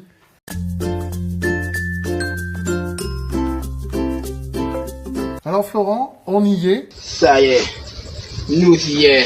Atelier collage pour reproduire ton process à toi. C'est ça qui va nous intéresser de voir ce que tu fais avec ce jeu en plus qui est particulier. Qu'est-ce que tu peux nous en dire? Alors du coup, pour vous montrer un petit peu ce qu'il y a du contre-collage, j'ai choisi ma dernière création. Ouais. Donc le tarot de John Noblet que j'ai restauré dans le cadre de mon partenariat avec Stavapple. Ok. Stavapple qui appartient au groupe de Touraine de Tarot. Et on a fait un partenariat donc avec Stavapple and the Council of American Jewish Museum Ok. pour pouvoir proposer ce tarot. Le Donc, Jean Noblet. Exactement, puisqu'il a la particularité d'avoir été créé pour pouvoir permettre justement d'apprendre la Torah aux jeunes juifs. Ok. D'où la petite carte, la petite taille de ces cartes. Ouais. Le Jean Noblet est un jeu que ceux qui le possèdent savent que c'est le rare tarot de Marseille qui est vraiment aussi petit. Taille originelle, vous voyez nos mains, c'est vraiment la taille de ce jeu-là. Ok. Contre-collage alors. Alors donc on a deux feuilles, hein, donc papier artisanal français, Ce donc en fameux coton. papier. Donc de 160 grammes par feuille pour nous faire un total de 320 grammes, ce qui nous Ouais. fait un carton tout à fait convenable, assez Ouais. épais. C'est le même grammage qui se faisait à l'époque. Non, mais même quand je disais tout à l'heure au toucher et à la vue, ça se voit la texture et au toucher, ça change tout, quoi. Ok, Non, mais super. vraiment sur un papier pile poil comme il se pouvait se faire à l'époque. Ouais. Enfin, Et le tarautage et tout ça, il faut que ça fit, quoi, en fait. exactement. Donc première étape, s'assurer que le haut, le Ok. recto matche bien avec le verso. Ah ouais. Si c'est pas, moi je vois que c'est le cas. Si c'est Ouais. pas le cas, il faudra juste simplement inverser le Non, haut et le c'est- bas. C'est le cas. Donc c'est parfait. Alors on va pouvoir mettre ça à plat. Donc on va le recto, on va le mettre Ouais. au-dessus. Donc on va mettre de la colle d'amidon, donc la même colle qu'on utilisait à l'époque, aussi bien sur le recto que sur le les deux verso. faces. Simplement, pour le recto, l'idée c'est de l'appliquer uniquement là où il y a les cartes. Ok. Uniquement sur ces parties-là. Ok. Par contre, pour le verso, l'idée c'est vraiment d'appliquer la colle sur toute la longueur. Par D'accord. contre, aussi bien de gauche à droite que de droite à gauche, c'est important. D'accord. Ok. Donc, on va Allons-y. prendre cette fameuse colle d'amidon. Je vais commencer par Est-ce que bien tu en mets brasser. beaucoup ou pas? Vas-y, je te Il regarde. faut quand même en mettre beaucoup, mais c'est là la difficulté. Ouais. Pas trop, parce que sinon ça traverse le papier Ah, et ouais. la carte est bonne à jeter. Donc si on n'en met pas suffisamment, ça colle pas. Donc c'est. Ok. Alors, on va commencer du coup par ces fameuses cartes. Donc, toujours droite à gauche, gauche à droite. Le papier Ok. va s'onduler puisque ça l'humidifie, Normal, c'est ouais. normal, il faut s'y attendre. Comme ça suffit. Voilà, il faut bien quand même, voilà, Ouais, bien le- histoire qu'il n'y ait pas de surplus. Allez. Et uniquement là où on voit qu'il y a des Oh, motifs. horizontal ou vertical? Horizontal, de droite à gauche et de gauche à droite. Ah ouais, on revient là sur des pratiques comme à l'école. Hein, c'est vraiment. Non, mais Comme c'est les ça cours qui est d'art génial, plastique. mais c'est ça, c'est qu'on revient au truc élémentaire, mais nécessaire. Ouais. C'est pas désagréable, ça permet Non, un peu de c'est se clair. vider la tête. C'est une forme de méditation. Exactement. Avant de méditer les cartes, là, on les médite différemment pour le contre-collage. Et donc, c'était toujours 2 épaisseurs. Exact. J'avais cru Alors. entendre qu'il y avait des fois une 3e couche au milieu qui a un nom particulier. Je sais plus. Exactement, en fonction des périodes et des Ah. ateliers aussi. Il y a des fois, ça arrivait que c'était 3, même voire 4. Une fois, j'ai lu 4 contre-collages. Ah Donc la ouais. feuille du milieu, bien évidemment, de qualité beaucoup moindre, puisqu'on n'en voit pas. Ouais. Oui, c'est ça. Plus grossier, quoi. Exactement, plus grossier, et des papiers de meilleure qualité pour le recto et le verso. D'accord. Maintenant qu'on a fini la première feuille, on va faire la feuille complète pour la deuxième. Ouais. Cette fois-ci dans tout le sens, pour que ça puisse vraiment même les extrémités coller. D'accord. Et l'idée, c'est quand même d'essayer d'être assez rapide pour pas que la colle puisse Oui, sécher. la prise, c'est vrai. Moi, je prends mon temps, là. Mais hop, hop, hop, là. C'est vrai que je prends mon temps plus que d'habitude aussi. Eh oui, c'est vrai qu'il y a ça à voir aussi. Et là, on le fait sur 8 cartes, mais toi, en général, tu le fais sur des planches de combien de cartes? Sur la totalité du jeu. Ah ouais, d'un coup, quoi. La totalité. Ok. Oups, là, j'ai fait la bêtise. Hop, moi, il y en a assez, normalement. Donc l'idée ensuite, ça va être de prendre le verso Ouais, et de la poser délicatement, en commençant par le coin inférieur gauche. ok. Dès qu'on voit que le coin on est bon, on va là le remonter sur toute la longueur dans le sens vertical, comme ça, D'accord. en faisant vraiment délicatement, histoire qu'il n'y ait pas de bulles d'air. Très important les bulles d'air. Ouais. Voilà, moi je vois, je suis bon, et l'idée on va venir apposer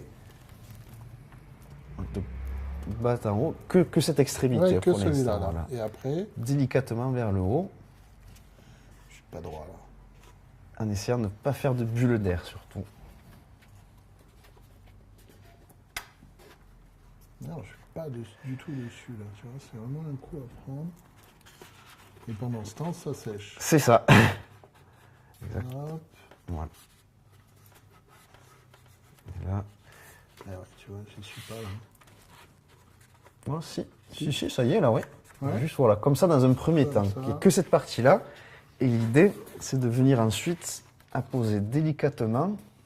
Ok, de la gauche vers la droite. Oui, exactement, de haut jusqu'en bas,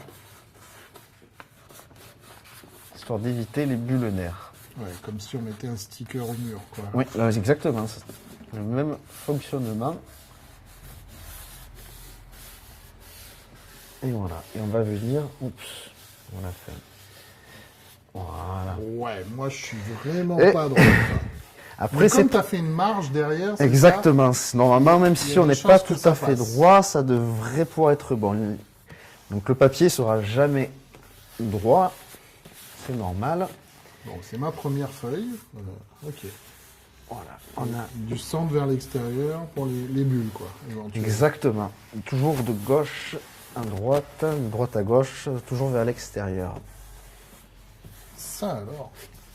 Et on a, hop, ensuite, ce que je fais, je viens poser comme ça tout le Tout le tour long. pour être sûr que ce soit bien collé sur les côtés.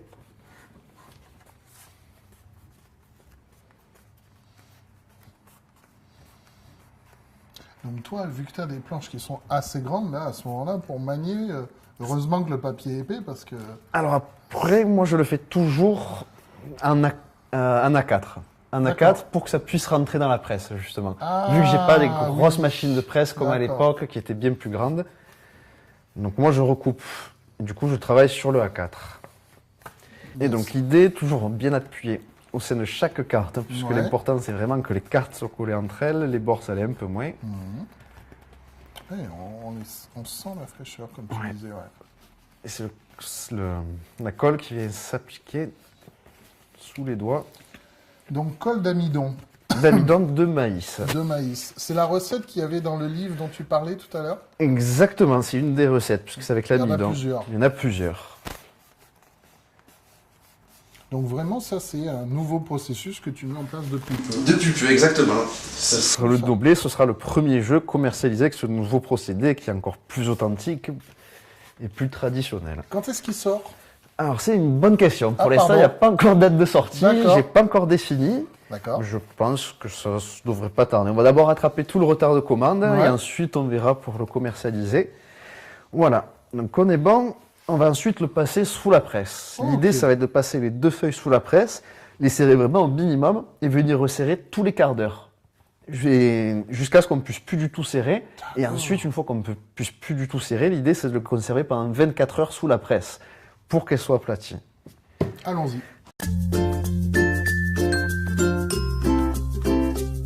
Du coup, maintenant qu'on a fini le contre-collage, l'idée, ça va être de les entreposer dans la presse. Alors, je vais mettre quand même quelques petites feuilles pour soutenir. Ouais, tu mets des feuilles de protection. Oui, des feuilles de protection, puis ça aide aussi à l'aplatir. Enfin, comme si on mettait dans un dictionnaire, en fait, comme quand on était petit. Oui.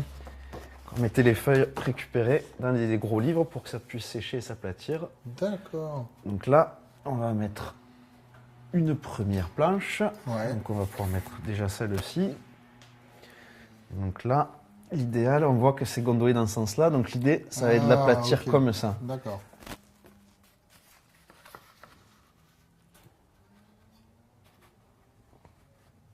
Donc Parfait. cette presse là, c'est quoi cette presse? Alors c'est une presse exactement la même type de presse qui se faisait à l'époque, qu'utilisaient les quartiers de l'époque. Les notaires utilisaient beaucoup ce type de presse, donc Les en notaires, fonte. ah ouais. Les notaires aussi.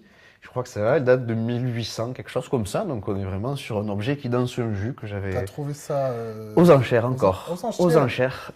Super. Ça alors. Tac, voilà, on remet une autre feuille par-dessus, hein, histoire Ouais. de Puis que faire ça déborder salisse pour pas. bien que. Au ouais, moins ok, 2. Je comprends. L'idée c'est que ça déborde le moins Ouais. possible. Ouais. De toute façon, là c'est que la première fois qu'on le passe dans la presse. On ira le passer une seconde fois, une fois que ce sera lissé, que toutes les cartes seront bien découpées, histoire après, d'avoir t'as un jeu. encore une presse. Exactement. Alors Ok. à l'époque, pour cette épreuve-là, ils n'avaient pas ce type de presse-là. Ils utilisaient des grosses presses pour le papier, pour Bien effectuer sûr. l'épreuve du cartonnage, comme on dit. Et cette presse-là, il avait aussi, mais il l'utilisait pour les jeux déjà découpés, pour pouvoir vraiment les tasser une dernière fois, en fait. Ok. Oui, c'est vrai que eux, c'était pour le, comme tu dis, le cartonnage. Cartonnage. Ouais. Mais il y a des Après, ils imprimaient dessus. Des fois, ceux qui faisaient Non, quand ils faisaient le ça, c'est ceux qui font cartonnage. le papier, quoi, c'est ça. Oui, c'est ça. Mais Ok. Exactement. Et là, on va faire pareil. On va l'entreposer comme ça. Dans le sens où ça gondole. Ok. On vient mettre Et tu mets ça par-dessus pour faire du poids. l'alias, exactement. Hop. Parfait. On est à peu Super. près dans l'axe. Et comme je le disais, donc on va appliquer le minimum de pression. On va Ouais. revenir resserrer tous les quarts d'heure jusqu'à ce qu'on ne puisse plus du tout serré. Tous les quarts d'heure, tu viens donner un coup de presse. Exactement. Et après, on laissera 24 heures. Voilà, Dans c'est la vraiment presse. le minimum, dans la presse. Une fois que ce sera bien complètement serré. Voilà. Donc là, il n'y a plus qu'à attendre 24 heures. 24 heures, on récupère les planches et on va pouvoir passer à l'épreuve du lissage. Eh bien, on revient dans 24 heures pour la suite. Allez, c'est parti.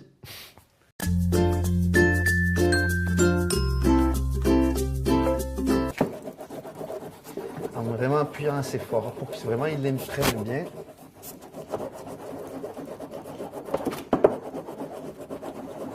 Ça, alors, Juste, hop, petit hop, four à c'est vrai corps. qu'il faut aller vite parce que là, on a fait chauffer le papier. Exactement. Pour que le Et savon l'idée, une aille fois bien qu'on a dessus. appliqué la toute première couche, on va prendre une carte et on va râper le surplus. Ok. Et on va faire la même chose dans l'autre sens.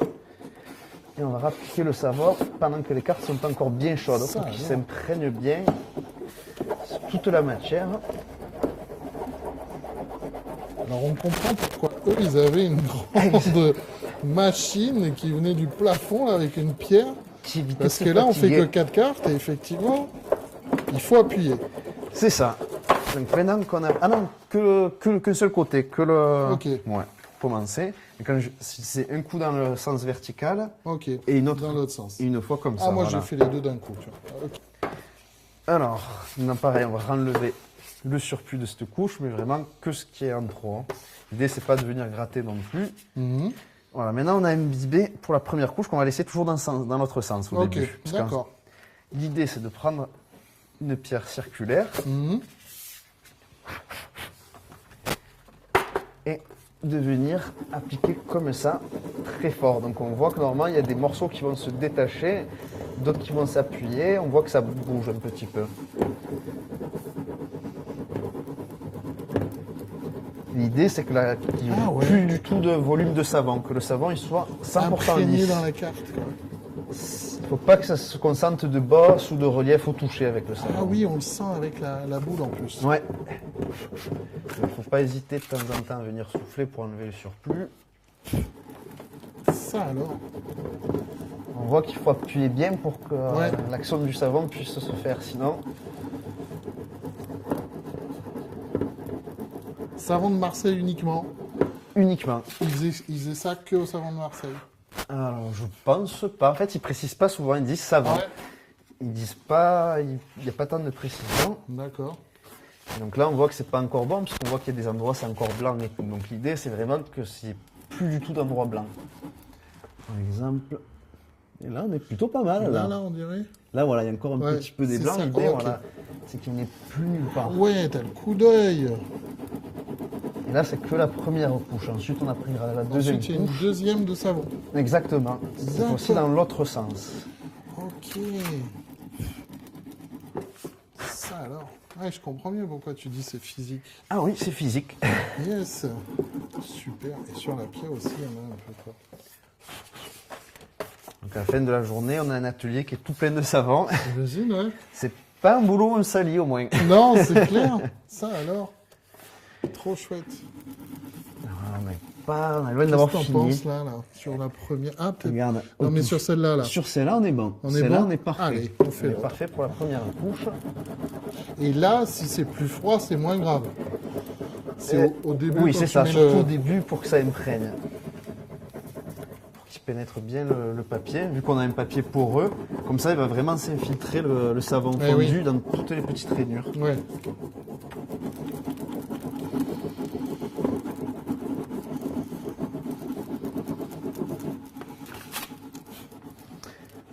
Et c'est là qu'on envie les quartiers de l'époque avec leurs machines. C'est clair, ouais, non, mais c'est.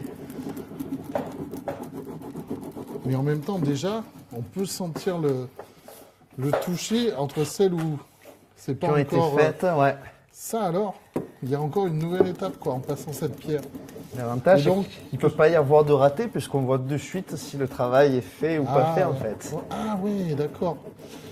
Ah oui, parce que en plus quand ils faisaient ça, c'était un moyen de contrôler la qualité des cartes. encore une fois. Exactement, il contrôlait la qualité des cartes, il faisait plusieurs paquets en fonction de la qualité.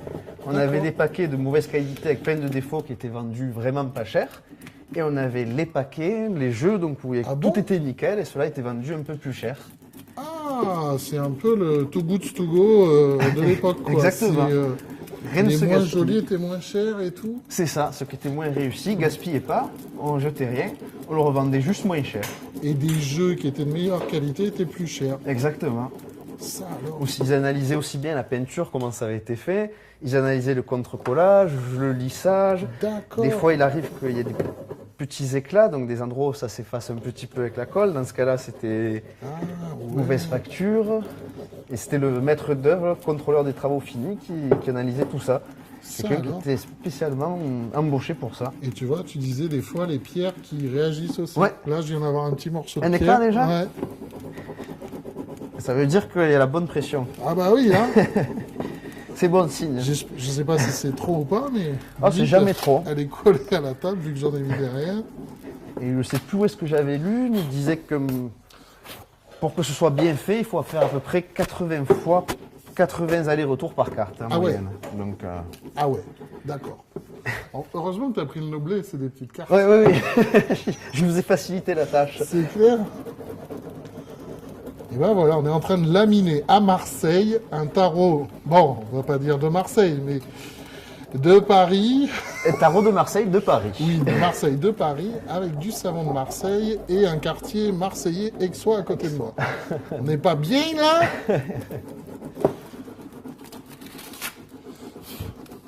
Mais on sent tout de suite au toucher.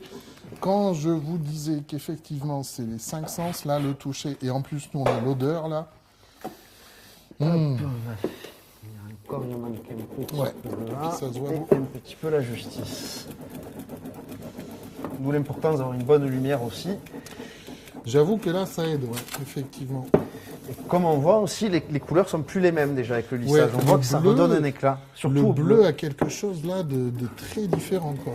très profond.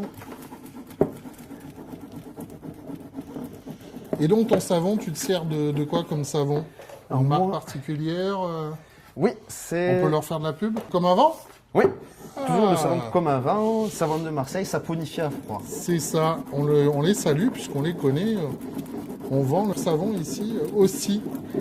Tout est local. 100% marseillais parce qu'ils sont vraiment pas loin là. en Exactement. plus, ouais, ils sont dans le centre-ville de Marseille.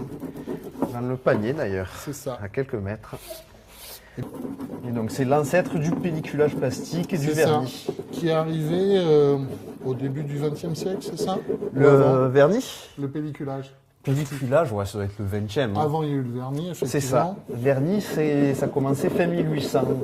Oui, Au parce début- que ce qu'on connaît le plus aujourd'hui, c'est le pelliculage plastifié, quoi. Donc C'est c'est ça. vraiment début du XXe, hein, c'est très récent, quoi.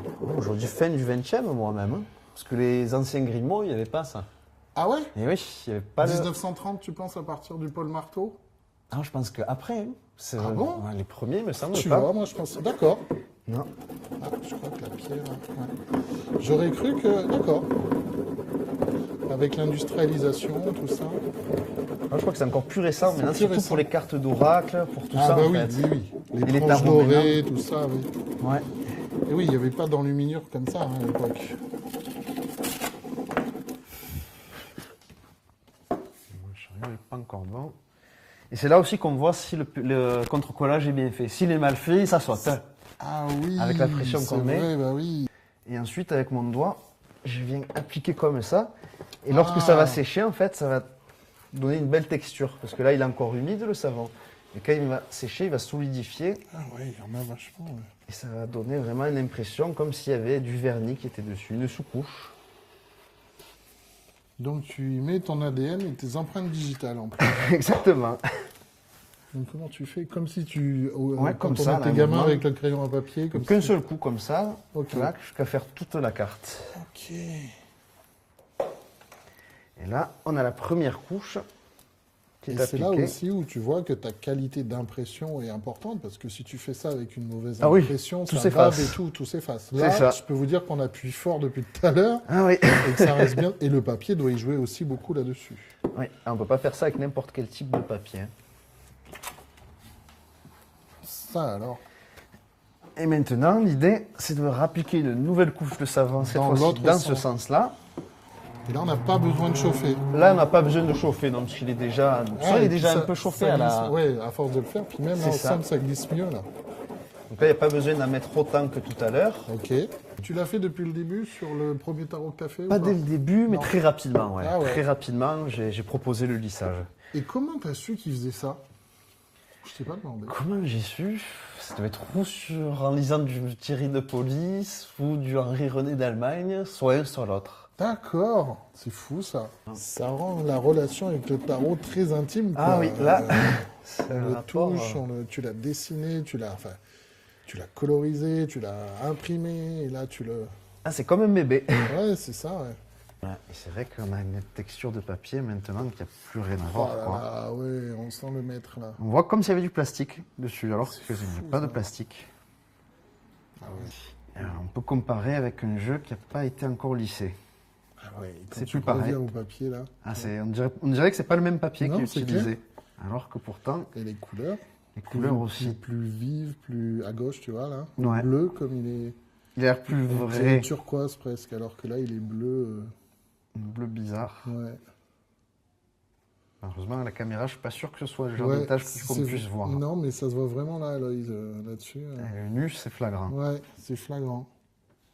Ouais, et celle-là, qu'est-ce que ça donne alors, la Alors, papesse, là je vais faire le contrôleur Vas-y. des travaux finis. Le maître Eh quartier ben- et son apprenti, est-ce que je reste... En plus, celle-là, j'ai travaillé plus la papesse.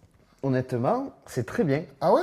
Ouais, on voit qu'il y a certains endroits où on aurait Là, pu ces deux-là, je appliquer. les ai un peu délaissés. Ouais, exactement. Il y a quelques endroits où on voit qu'on pourrait encore appliquer un peu plus. D'accord. Mais sinon, dans l'ensemble, c'est plutôt pas mal. Ok. Donc là, on a fini le lissage. Il reste une étape. Il reste l'avant-dernière étape, Ah. la découpe, avant de le repasser la dernière fois dans la presse. Et oui, c'est vrai. Exactement. Allons-y pour la découpe. C'est parti pour la découpe.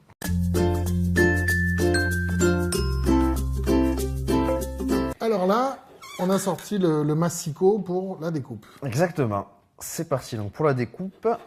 Donc moi généralement je vais les faire 2 par 2 ou 3 par 3 en fonction des jeux. Ah ouais, ça coupe bien. Ah oui, ok. faut éviter de laisser les doigts à côté.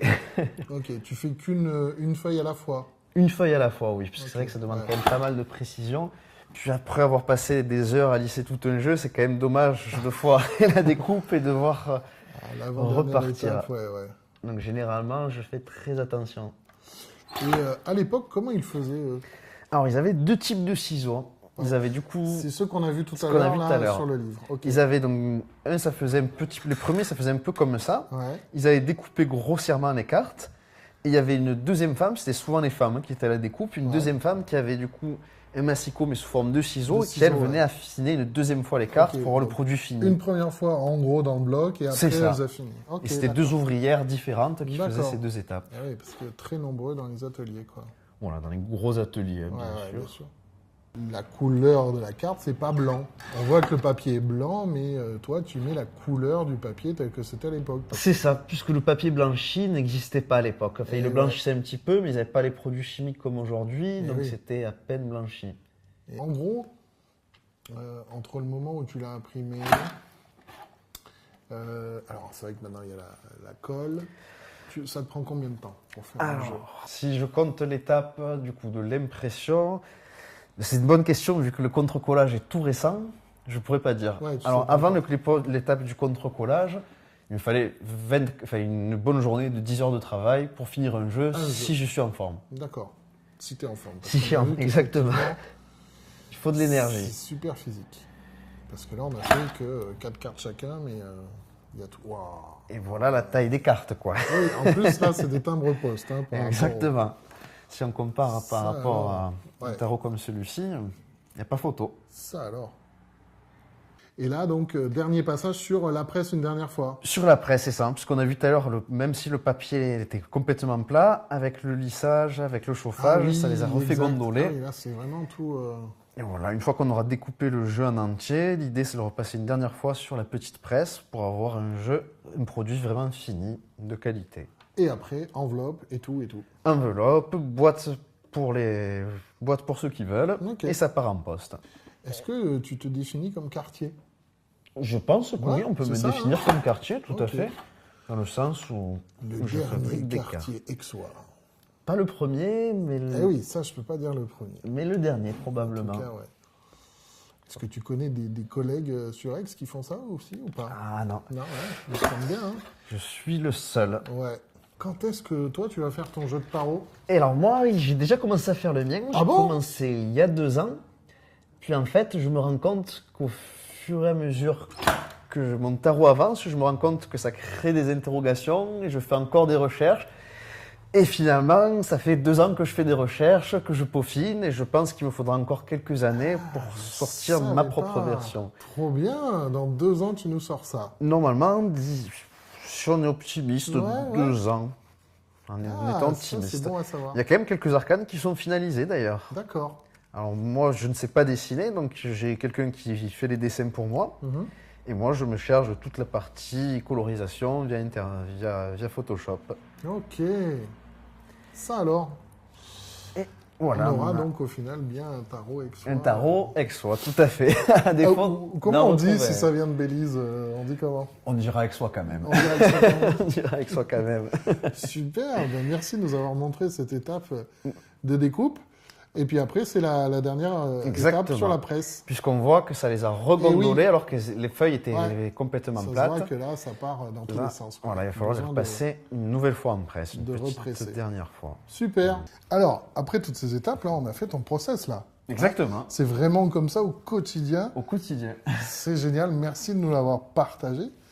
On a fait un petit peu cette interview comme on crée un jeu de tarot. Hein, ça se construit, puis on arrive à la fin. Ce tarot, avant qu'il soit envoyé, on a bien compris, en Amérique, Dans le monde entier. dans le monde entier, tu nous les mets dans des petites enveloppes. Exactement, gratuitement, donc sans supplément. On a l'enveloppe standard, comme ça se faisait traditionnellement à l'époque. Les maîtres quartiers vendaient leur tarot dans des enveloppes traditionnelles. Ouais, Donc moi, j'ai mis mes armoiries, si on peut appeler ça. Donc on a le lion qui est symbole d'Aix-en-Provence. Aix-en-Provence, Je suis ouais. exactement, également signe du lion, donc je me suis trouvé que c'était approprié. Et j'ai ajouté ensuite une licorne, puisque j'aurais bien aimé voir une licorne dans le tarot de Marseille. Ah. Comme il n'y en a pas, j'en ai créé tu l'as une mis sur la l'enveloppe. petite boîte. Ok, et tout ça dans sa petite chemise. Dans la petite chemise. De ton jeu et dans des boîtes que tu fais toi-même, hein, comme ça, très sympa.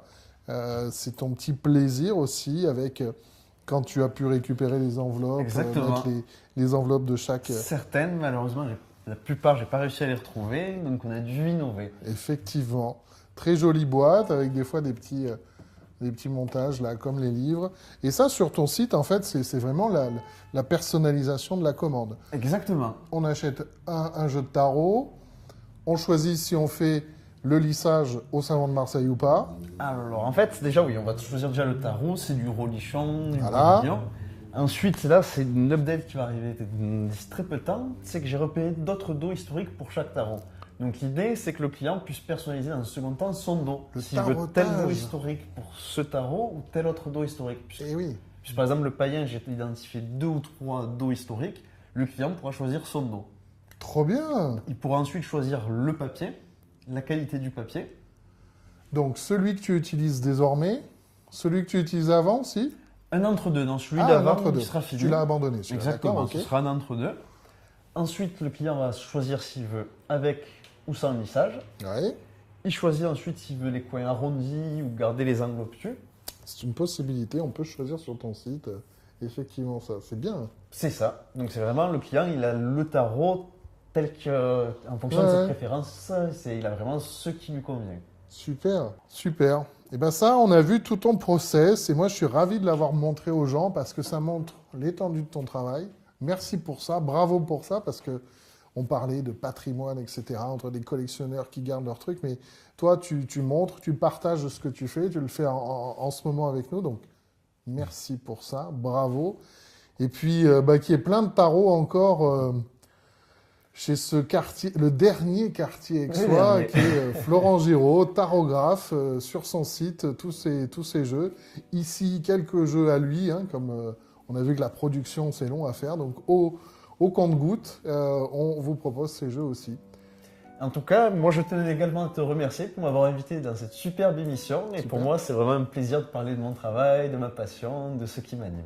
Ça se voit, ça se sent, et merci encore. À très bientôt, Florent. À très bientôt. Au revoir. Au revoir.